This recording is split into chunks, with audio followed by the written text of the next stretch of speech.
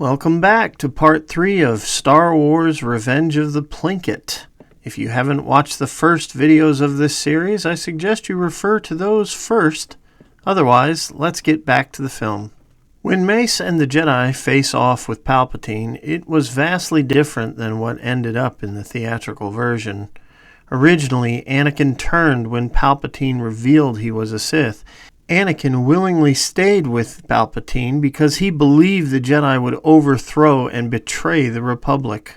When the Jedi confronted Palpatine and were going to arrest him for being a Sith, Palpatine defended himself by grabbing Anakin's lightsaber and fighting the Jedi while Anakin watched. In the theatrical version, you can see Palpatine using Anakin's saber, not his own, because they never fixed this continuity error. When the fight began, Palpatine fought more aggressively against multiple Jedi. Unfortunately, we got the lame theatrical version, where those with Mace just stand there to get stabbed without any effort at all. So what happened?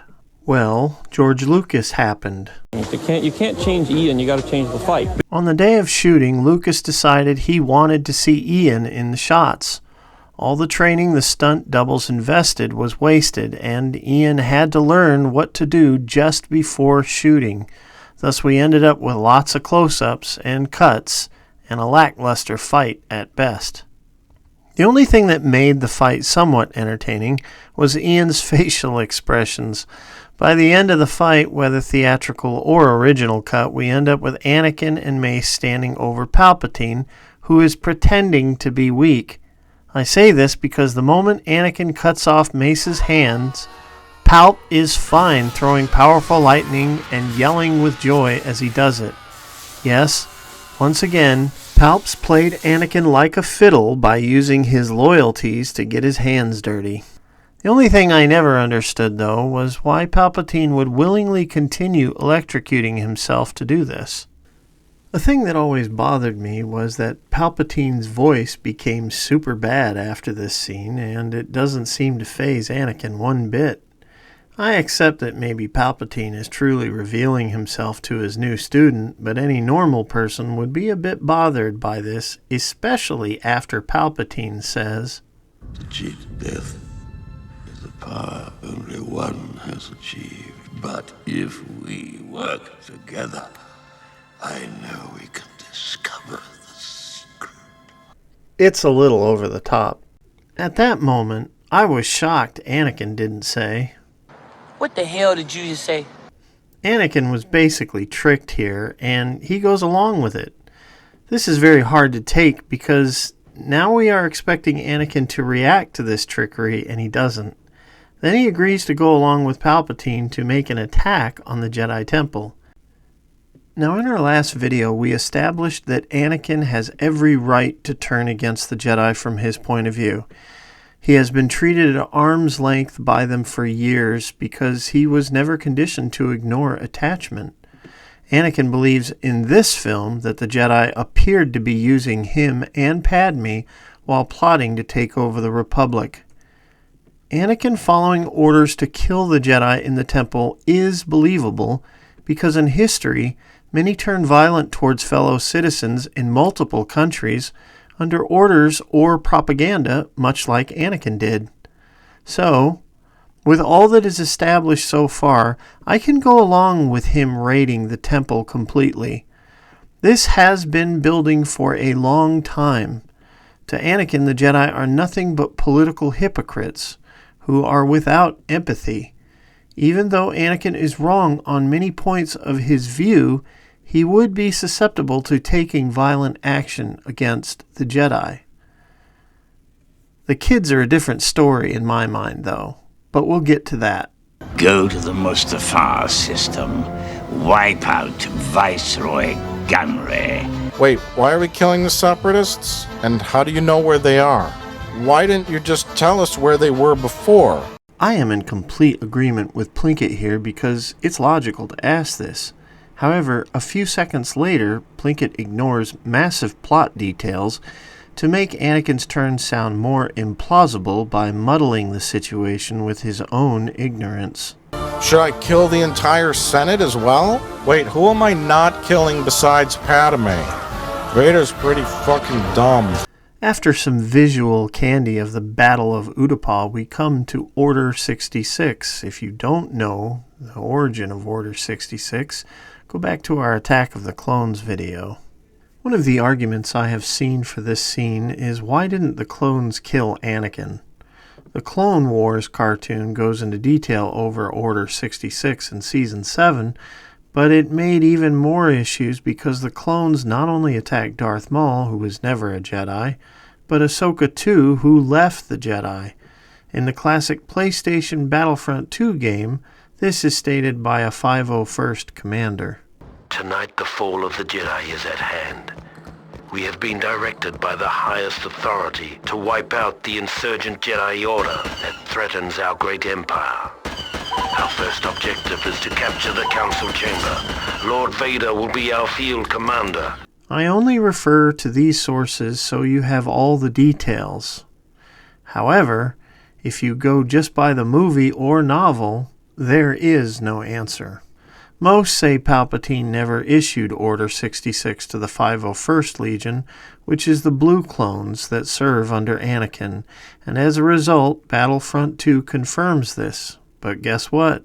It's not considered canon anymore. Others say Palpatine, who is the only one who could give the command for Order 66, could add names to protect them from clone trooper targeting. I find this really hard to believe because there are a lot of clones out there, and their chips are individually pre-programmed before they go in the field in their heads. Are they suggesting a signal can be sent into the heads of all these clones, like an upgrade to cause a modification? Continuing on, Obi-Wan is the first to fall from Order 66 with many to follow. Ki-Adi on Megiddo, Plo Koon on Cato Neimoidia, who actually had extra footage where he tried to escape his ship and was shot down, Stas Ali on Florum, and Aayla Secura on Seleucumaya. The footage is very moving, as is the score, and it's a really powerful moment in the Star Wars saga. Still, there was more footage of other Jedi who died in Order 66. First up was Quinlan Vos, that Jedi hiding in Episode 1. Order 66 is so ruthless that clones even kill other clones to get the job done by blasting the tank Vos is riding on. Barriss Offee got a particularly gruesome death when she is shot by tank guns in the back. After she falls, she is crushed under the feet of the tank. Lastly, there is Luminara Unduli, who Yoda watches being killed by a mass of clones just before Commander Gree tries to kill Yoda. I think what we got in the film needed no improvements. This deleted footage is just cool to see, though.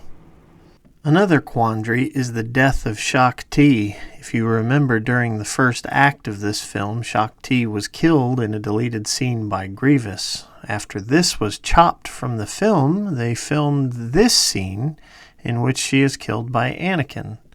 This was changed yet again in a game called Star Wars Unleashed, in which she survived Order 66 and was a boss against the main character Starkiller. Not to let this stand, Disney published that she was never in the game Star Wars Unleashed. By doubling down in the Clone Wars show, stating that, yes, she died in the second deleted scene. What a mess. This is my biggest problem in Revenge of the Sith. Every time I see this film, I struggle to accept this scene because it doesn't make sense. If anything, Anakin should be out of the room struggling with this situation as clones go in slaughtering the kids. That would have been a far more effective scene. Anakin believes he is doing the right thing by toppling the Jedi to save the Republic from an organization he feels is corrupt and evil. Even George Lucas confirms this. Nobody who's evil thinks of themselves as evil. They always believe they're doing good, even though they're not. I can't imagine Anakin thinks he is doing good at this moment. This scene should have been cut, period, especially with the delivery made by the boy. Master Skywalker, there are too many of them. What are we going to do? The only theory I can marginally get behind is that Anakin kills these kids because he thinks he's doing a mercy killing. These kids have been indoctrinated.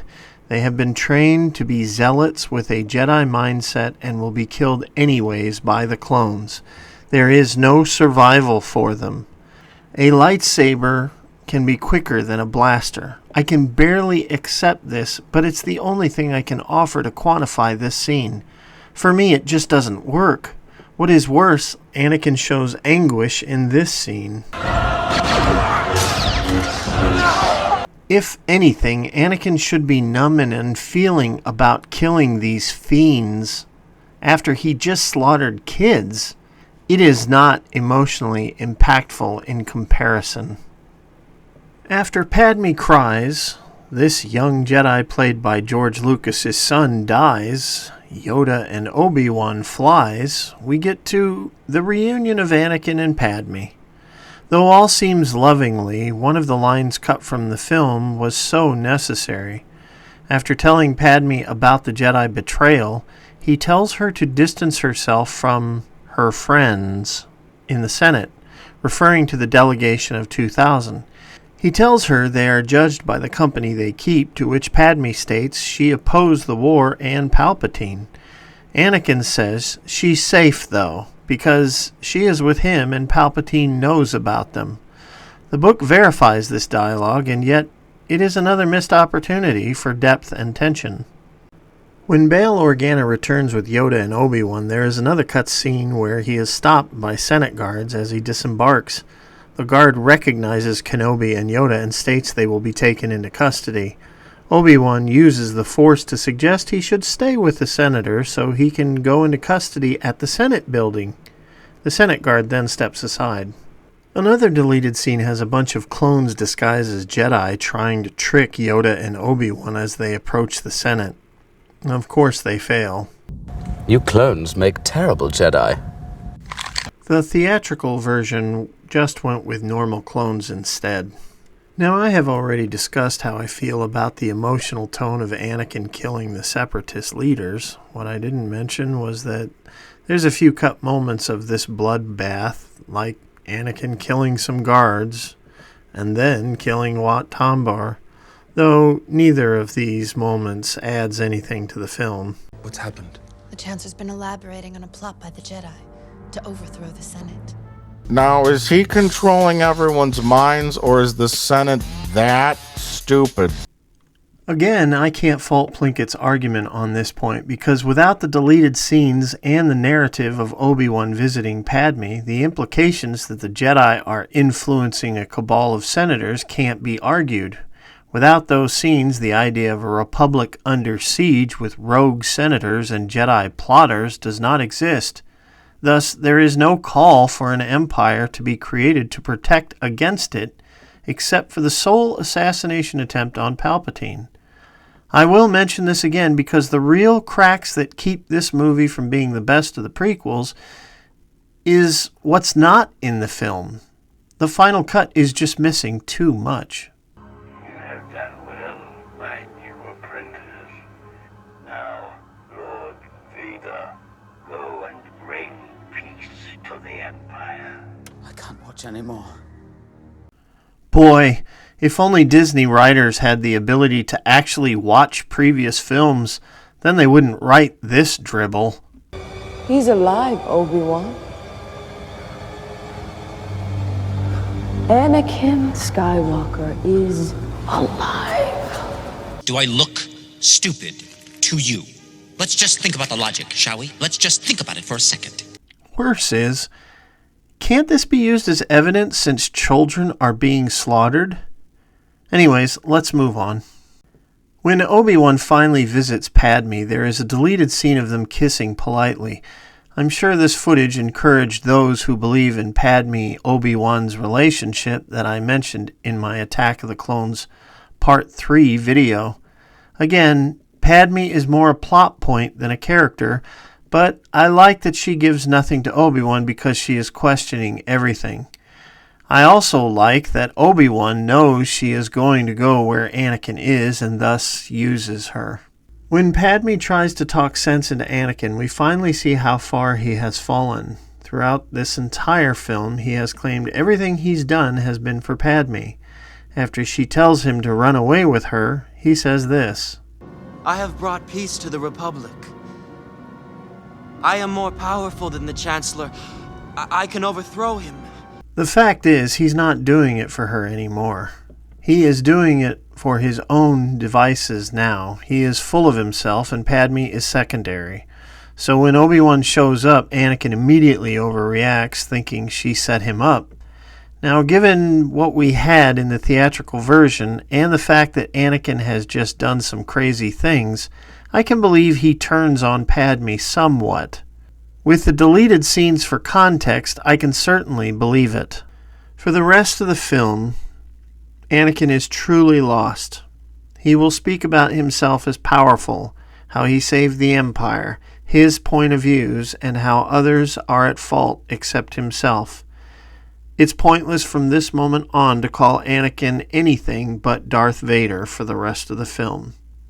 Now we come to the two final lightsaber fights, and the first one I want to cover is the Yoda fight because there really isn't much to say about it. It's bombastic, loud, eventful, and trashes the Senate.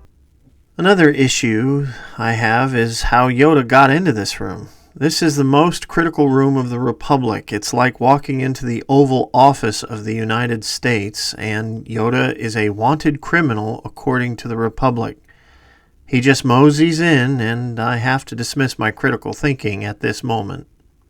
Anyways, I really like when Yoda enters the office and slams the guards against the wall. Originally, Yoda was going to use the guards as a shield to Palp's lightning, but I prefer what we got in the film instead. An interesting idea was to have Yoda run across the walls to avoid lightning. That might have been interesting. For the rest of the fight, it is just entertaining action and not much more to me. I have always questioned why Yoda and Obi-Wan didn't do this fight together, but I think at this point the movie has a long running time and it has to wrap up, and is doing so as fast as it can, regardless. It would have been longer had they went with the original idea of the media droids being released and filming everything live, and I'm grateful this was not inserted into the film because having the leader of a newly established empire laughing and fighting while destroying the Senate chamber, yeah, it's a bit much. I don't think Palpatine would have been in charge long. Yoda loses the fight, sort of, and then he just runs away, and this is hard to take. Originally, Palpatine escaped and clones began firing at Yoda, and then he escaped. That is more believable. Again, there's not much to say about this because the fight does not offer more depth to the characters or the narrative. It's just another action set piece, and it looks great and is entertaining. Nothing more, nothing less. For the Obi-Wan and Anakin fight, there is more to say and to debate. First off, I want to get out of the way some of the original concepts so I can focus on the arguments about what's in the film in the fight and its strengths and issues. In the training videos and animatics, here are some of the things that they cut out. Obi-Wan tried to throw objects at Anakin to keep him at bay, but Anakin would fling it aside with ease. Anakin would also try to wrap metal around Obi-Wan, but Ben would cut through it with his lightsaber. There was also extensive narrow pipes that they would fight on, and after they broke, they continued fighting. Anakin would try to force lava streams at Ben while they moved along using the Force on their platforms. Though cool, we didn't need more to this already long fight, which leads us to this issue.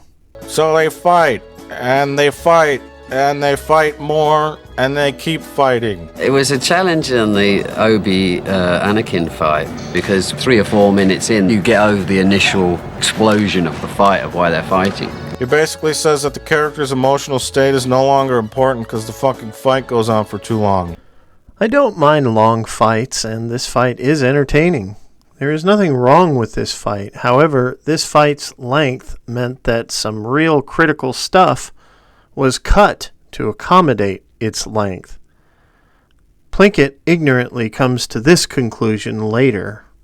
This entire sequence is the film version of compensating for lack of a story and ability to connect with the audience on an emotional level. The problem is that this film is full of story, unlike Plinkett says. There is too much story, and as a result, some of it had to be cut, and that is the real issue. This fight should have been shorter to accommodate some of the cut material to establish a more fluid turn for Anakin. That is my real problem with the fight. Meanwhile, critics of the film state that lines like this, I should have known the Jedi were plotting to take over. From my point of view, the Jedi are evil. Critics point out how gullible or stupid Anakin is for thinking this. Critics who say stuff like this about this character in this movie did not use their ability to pay attention to the way Qui-Gon and Anakin was treated throughout the prequels to have one understand why he sees it that way. They also don't take into account that Palpatine warped his vision, and this film showed that. But if you don't take the last two films into account, you won't get it.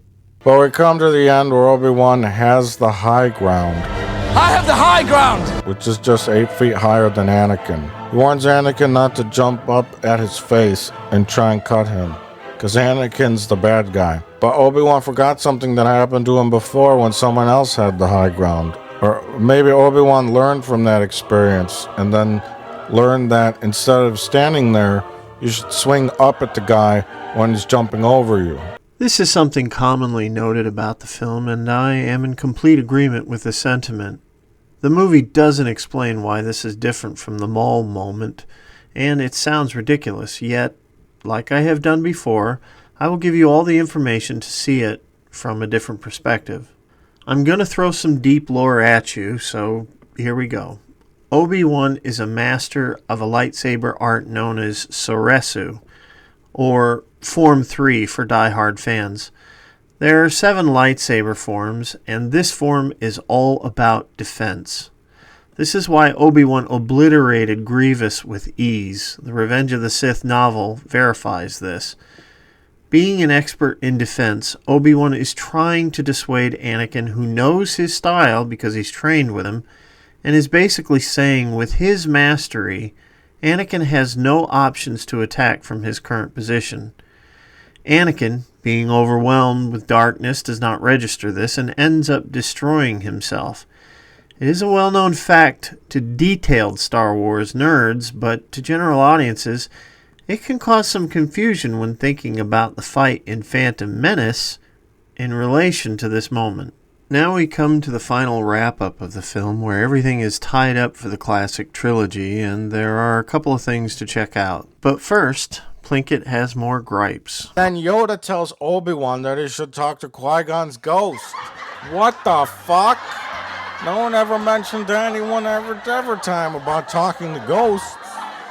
Since Plinkett had no understanding of Episode 1, I can see why he says this, but this moment is a major capstone of the prequels and a continuing thread into the classic trilogy. Going back, Qui-Gon was the core example of a true Jedi that lives by the living Force.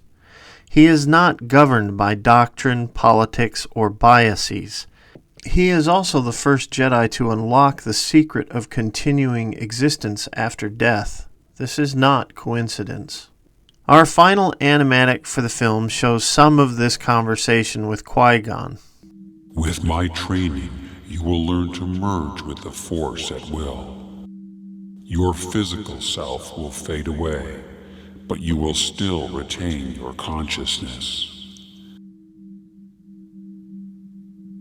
You will become more powerful than any Jedi could imagine.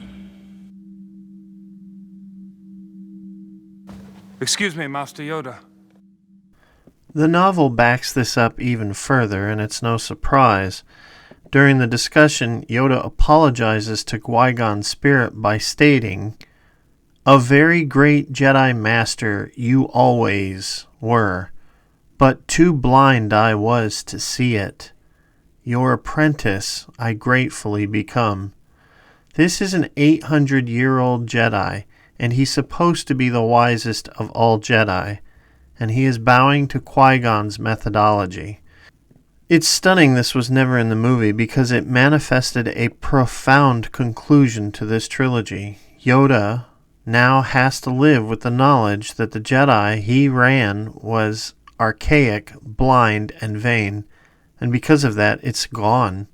Now he is humbled more by a Jedi that he and the order he ran rejected, and must reevaluate his mindset on what it means to be a Jedi. It is a powerful arc for this character, and we see a monumental change in Yoda in Empire Strikes Back, as he is more relaxed, sometimes quirky, and blunt.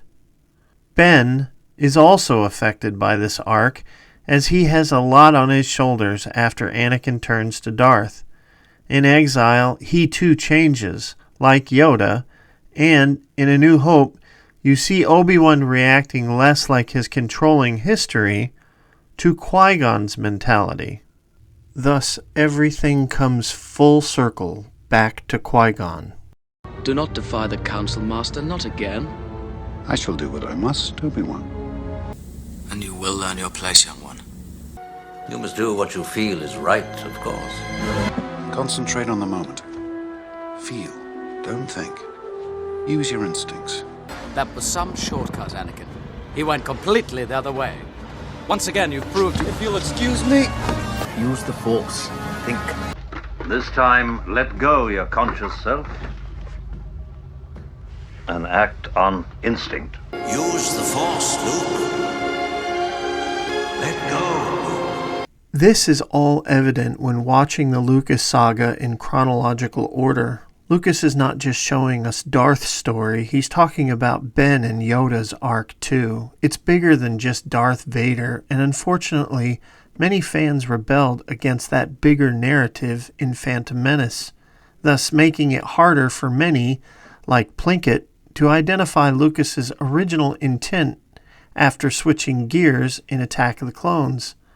This is why any critic who says Phantom Menace can be skipped because it's irrelevant and unnecessary is someone who should be dismissed where the prequels are concerned, because they don't even understand the basic fundamentals of the Lucas saga. The core is Qui-Gon in the prequels, and it is Luke who fulfills Qui-Gon's methodology by allowing attachment, expressing his compassion, and following his instinct. The mistakes Obi-Wan makes fighting his teaching in Phantom Menace are the germ that causes him to judge and control Anakin in his youth.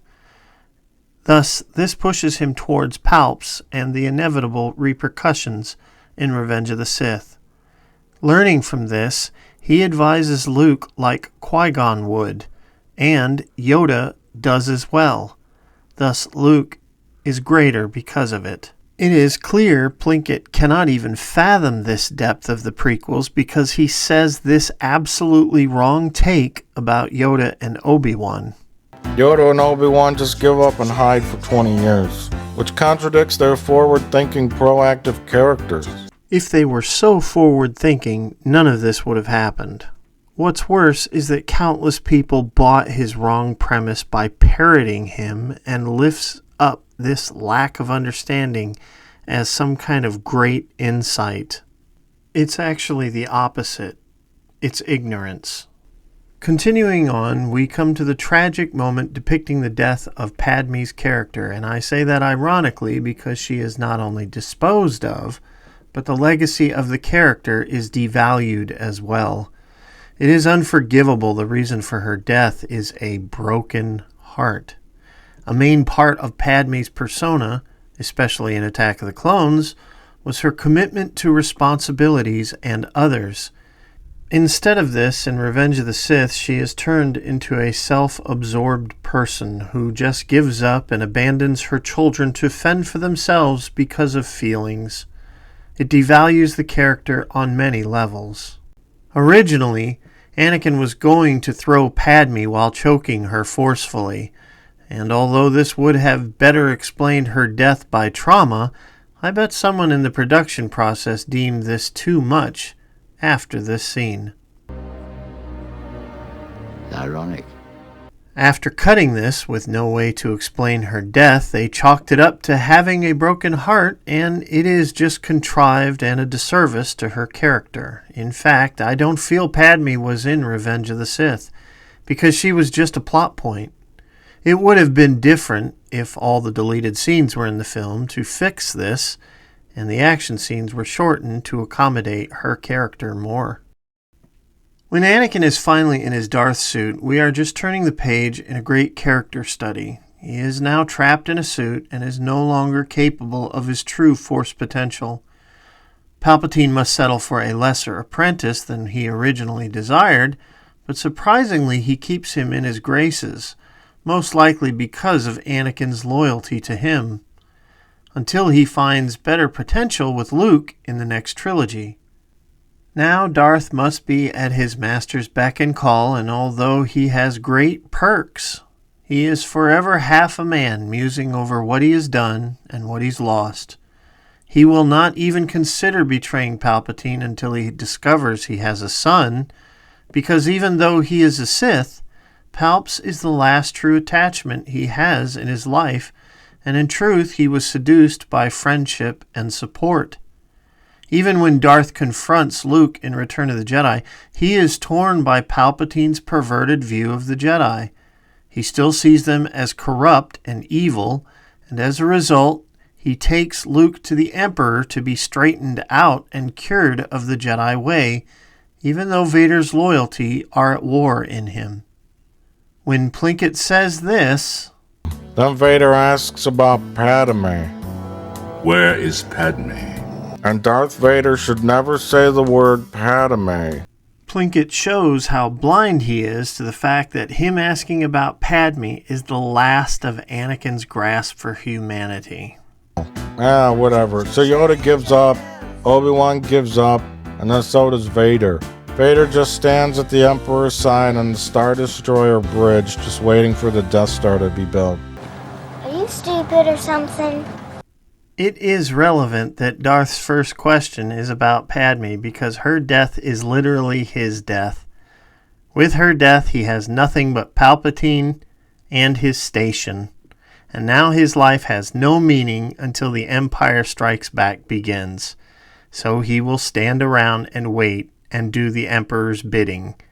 It will be evident why I say Empire rather than A New Hope when I cover that film. For a final deleted scene, we get to this wonderful wordless shot of Yoda arriving on Dagobah, and I would love for it to be in the film, but understand why it was cut as it interrupts the tone of the Skywalker family's tale.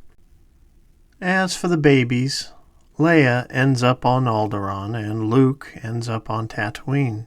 In all, Revenge of the Sith is a very good Star Wars film, and I love it. I have pointed out many things I have a hard time with, but they are nowhere near the gripes Plinkett expresses. For extended periods of time, Plinkett complains more about green screens, how the film uses shot-reverse shot, how he imagines the way the film should be in his estimation, which is incredibly faulty because... 9. The importance of Darth Vader. The biggest problem with Revenge of the Sith and all the Star Wars prequels in general was ironically Darth Vader himself. He was way overemphasized in these films for some reason. But if you look back at it from a story perspective in A New Hope, he was just a weirdo in a suit. He was a part of a bigger story. His argument is laughably embarrassing because this trilogy is so much bigger than Darth Vader, and all my videos have quantified this fact. Since Plinkett can't accept what he is being shown because of his lack of insight, he returns to attacking George Lucas like he did in the Phantom Menace video.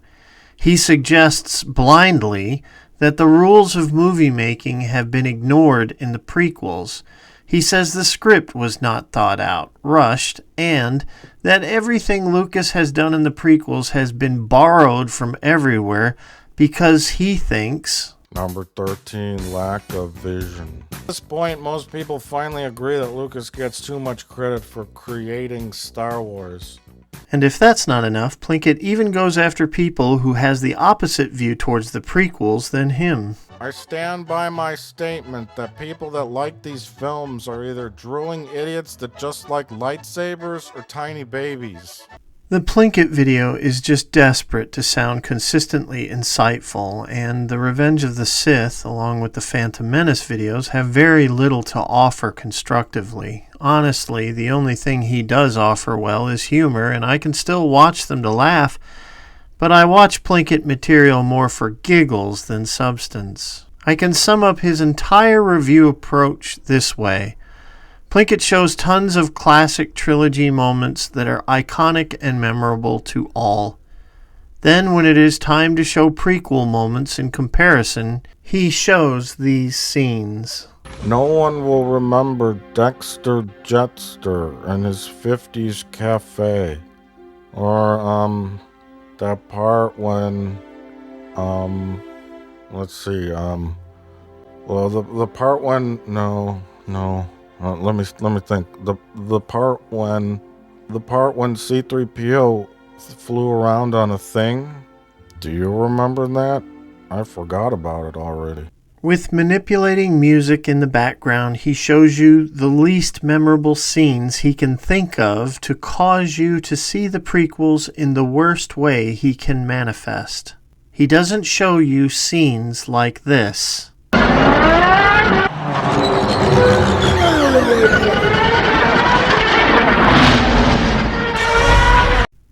Or this scene.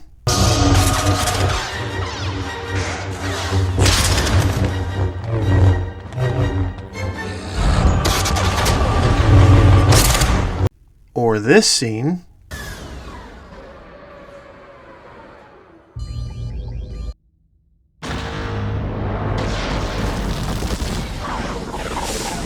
Or this scene.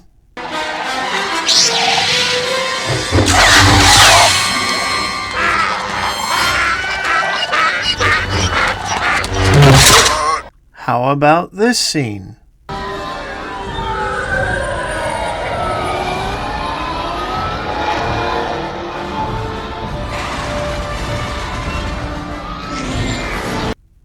Not to forget this scene too. You know I'm not able to rely on the Jedi Council. If they haven't included you in their plot, they soon will. What about this scene?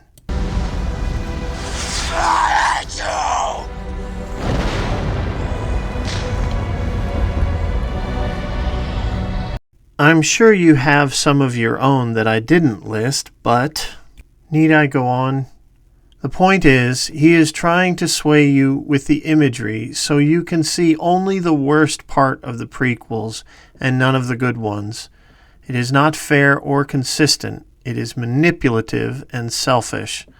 That's why he doesn't dare show you these moments to contrast against the classic films, so you don't say, "What's going on here? Something doesn't add up. Just a minute." All three prequels are nearing 30 years old, and for about 20 years they have been vilified by hacks like Plinkett, who can't see what's truly in the trilogy because their interpretation has warped what's really in the film. It's no different than Simon Pegg, who did scenes like this. You weren't there at the beginning. You don't know how good it was, how important. This is it for you, this jumped-up firework display of a toy advert. People like you make me sick. Then he describes the Star Wars fan base as... The Star Wars fan base really seems to be the most kind of toxic at the moment. Like Simon Pegg, Plinkett did not even have the consistency to look at the Disney trilogy with the same critical lens, and Red Letter Media even fizzled when their lackluster Force Awakens video wasted more time covering the contrived ring theory than the movie the video was about. Their Last Jedi review was timid and offered no critical passion other than what others had already said. Hack Fraud Media was a better Plinkett than Red Letter Media achieved for Last Jedi.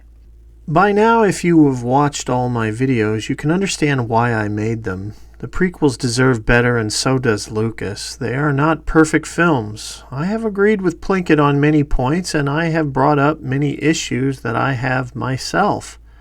To me, The Phantom Menace is the best prequel, and if you have watched my videos, you can understand my point of view, and I am thankful you let me share it with you. Attack of the Clones has serious flaws, and there are some big issues for me in Revenge of the Sith. Still, I like them all, and they create a larger universe for a galaxy I love. I still enjoy the discussion whether the prequels are bad or good, but there needs to be a critical evaluation of what folks are talking about when they are watching something. This is hard today when people jump up and down for stupid member berries or loaded previews that show them stuff they want but offers no substance for the future of the franchise. I would argue that reviews like Plinkett's have dumbed down cinema, and memberberry fans have damaged the franchise because they lean towards the consumerism of the product rather than the longevity of it.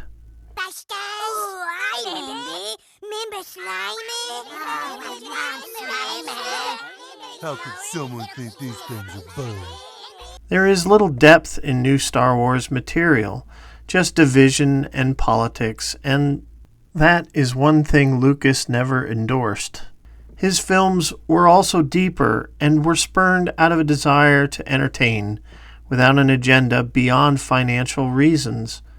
The fact that it was popular to shit on Lucas for years still confuses me, especially after seeing how full of fallacy the Plinkett's reviews really are. Although my channel is small and doesn't have that much traffic, I still hope that someday some people can watch this video and get a different insight that gives a different view of the films. Until then, I hope the best for all of you, and this concludes our prequel coverage. Next up will be Ridley Scott's Alien, but don't worry, we will continue with Star Wars after we cover that first film. So with that said, And may the Schwartz be with you. What a world, what a world. please support us by liking or subscribing. We also want to hear from you, so leave a comment if you feel so inclined.